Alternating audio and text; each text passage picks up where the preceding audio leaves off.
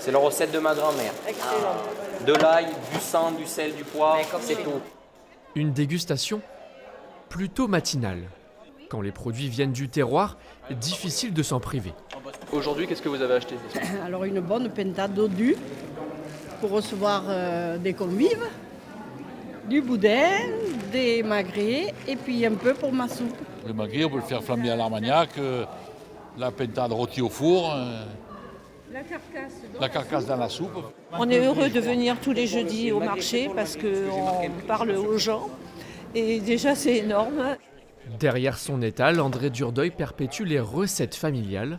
Ces canards reçoivent un gavage traditionnel au maïs. Ici, tout se consomme. C'est comme un peu le cochon, tout est bon dans le canard. À l'époque, il y en a, on peut manger la graisse de ventre, on mange tout. Alors mes grands-parents disaient qu'il avait les intestins pour les manger à l'époque. Bon, maintenant ça se fait plus. La carcasse, ça vient de chez toi. Mais la star du marché au gras, c'est la soupe concoctée avec la carcasse de canard, une aubaine pour les restaurateurs du coin. À midi, au restaurant, on a acheté des magrets de canard sur place.